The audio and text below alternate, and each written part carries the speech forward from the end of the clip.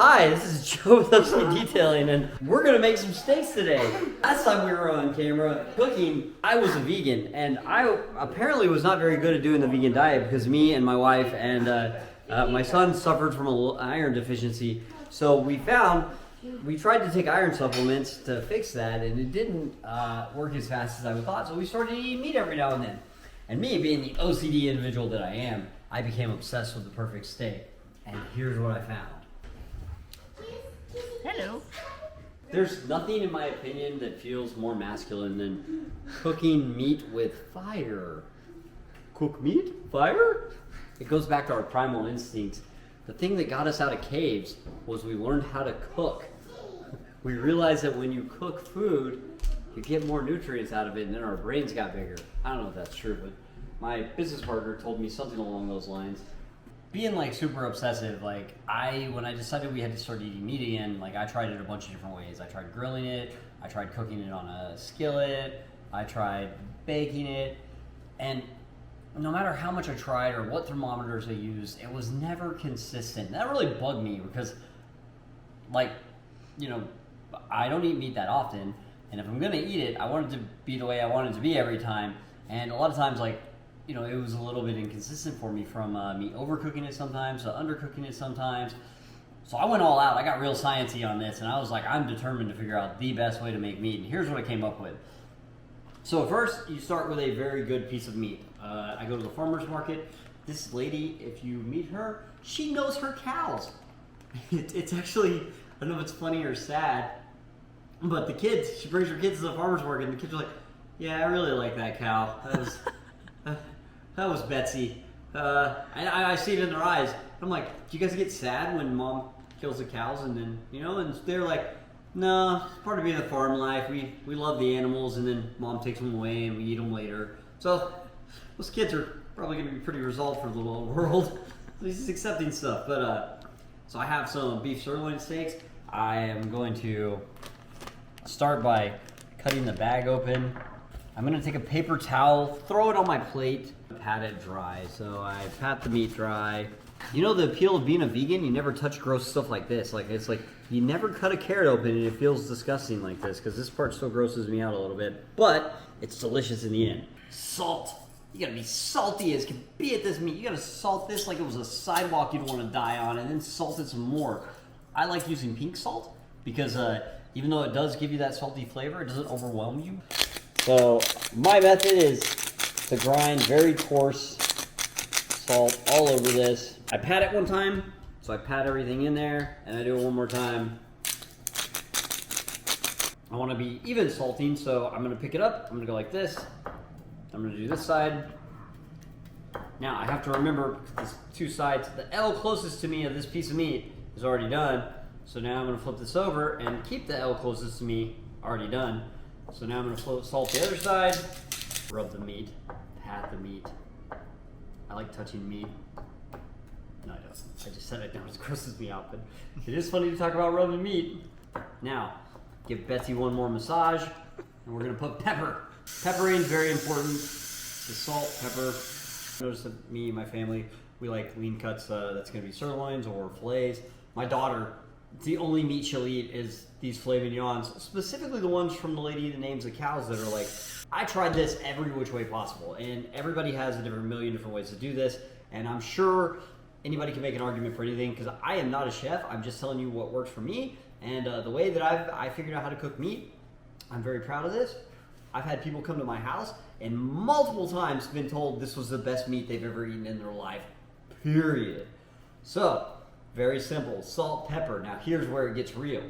My meat will be the same. If you come to my house today, tomorrow, next week, and I cook for you, it'll be exactly the same every single time. There will not be any inconsistencies because of that.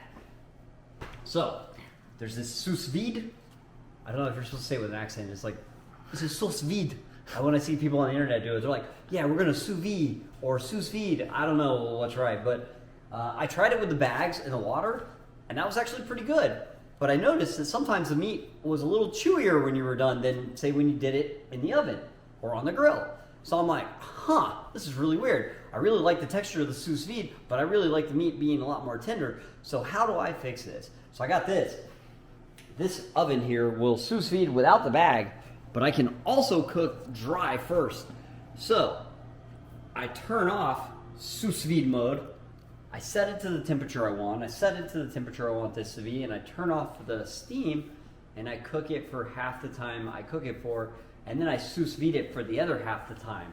And what you end up with, it goes from meat that I just rubbed to that. So I already have these done in here. I came home today to prep this for this video. So these were in here for 2 hours at 126 degrees. These are fillets, so they're supposed to be medium rare. And then they've been in for another 2 hours at the same temp with full sous vide on. So basically they were sous vide for the same amount of time. Now, I actually stack them on top of each other so that one will drip down on top like that. And then here's where we have a lot of fun. I have prepared some garlic butter. So, because I sear stuff, so I have this ready-made garlic butter, and I'm really a big health guy, so I'm all as healthy as I can be. The butter I'm using is also from Betty. Betty made me butter before she made us steak. So I have butter here. I have a Sear Pro. This is a torch I use.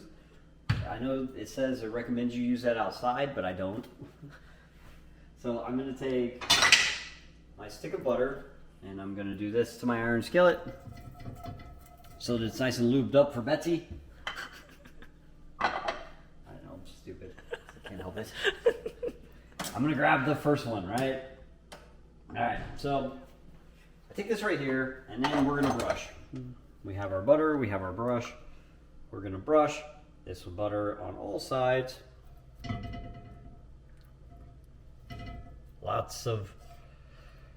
Now, going from a complete raw vegan that was a total health nut to eating this every now and then, and actually my diet is still very, very much in line with what it used to be. It's just I do this every now and then, and I don't really feel that much different, but the numbers don't lie. Like I don't feel as tired all the time. The big problem was my wife and my son Thomas, because Thomas, we never tried to make him a vegan. He's a little boy. We always wanted to feed him meat. And he milked my wife, for Christ's sake. That's as far from vegan as you could be. He ate people. Now I've got all, it's been sous vide, or it's been dry heated, or it's been basically baked, and then sous vide. And now I have my torch, and now we do the fun part.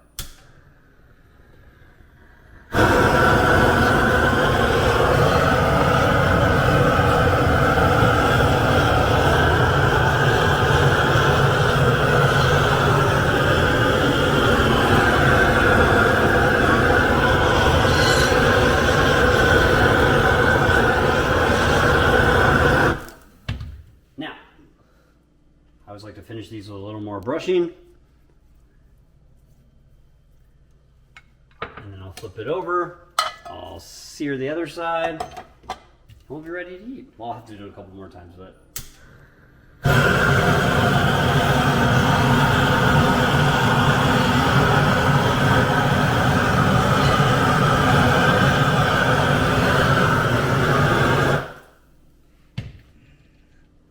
all right, so damn. Perfectly cooked, medium rare filet.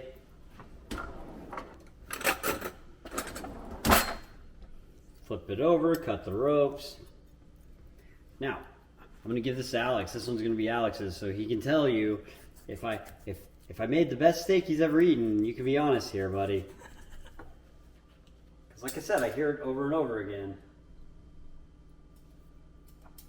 You know, I've gotten so good at this that if I go to a restaurant and I try to eat meat, I feel sad. I'm like, I could have done better. I so could have done better. So it goes from that to that. So you make the meat salty, you rub the meat, you love the meat, you bake the meat, sous vide the meat, torch the meat, then you eat the meat. And here's what it looks like on the inside.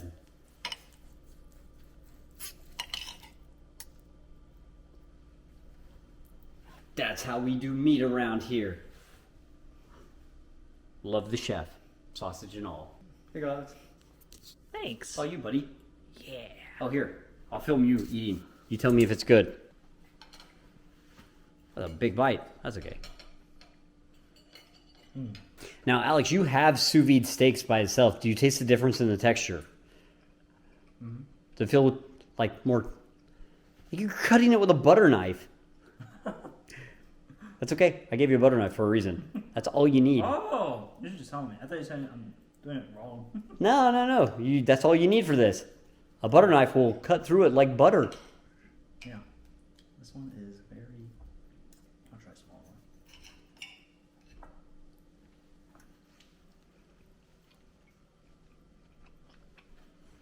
Very good. Nailed it? Cool. Okay, and my daughter was at the dentist today and she had a tooth pulled and she was good for that, so I promised I'd let her shoot me with a paintball gun. So after we eat, we'll go outside and you can watch me get shot with a paintball gun. You would like to say to the world? Daddy is the best cooker. Nice. He's the best cooker. But I wasn't done. Oh, okay. But he is the worst dentist.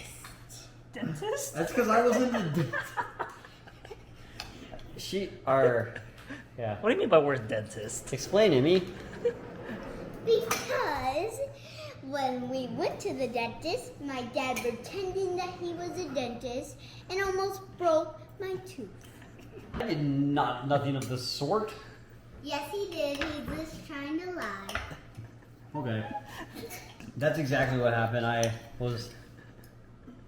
broke into a dental office. I pretended to be a dentist so I could remove Emily's tooth that she doesn't brush good enough. Is there anything else you'd like to tell YouTube, Emily? Daddy is definitely the worst dentist. Cool. Well, that's gonna be on YouTube world. I'm glad I only rap. Good thing I decided to rap cars. Not a good dentist. Thomas is in the what's this phase. He also speaks Russian, so he'll say, what's this? Or he'll say, eta. Eta in Russian, I think, is what's this, I've discovered. Here's your filet, Princess Emily. And I trade you for key. That's your money. Okay. I'll take the key. How does it taste? Amazing as usual. Cool. It tastes the same because it's consistent. That's why Dad's meat always consistent. What is that? Tonic pickle. Okay. And what are we gonna do with it? Eat it. Don't eat the pickle. YouTube, these are actually super low impact squishy paintballs. Emily shot me with a paintball gun for real. She shot me for real on Father's Day with a paintball right in the nipple. It hurt so bad. I was like, I screamed. Where to go? Oh, I had another one. Oh.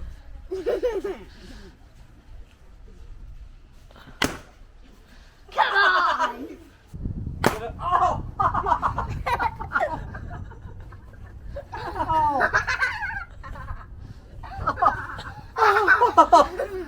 Okay, hey, can I give you a kiss? Can I give you a kiss? Yes, I'm fine. That's like the worst one. So, on the paintball field, if I get hit like in the love handle right there, every time, doesn't matter if it bounced or not. No, don't do it, don't do it.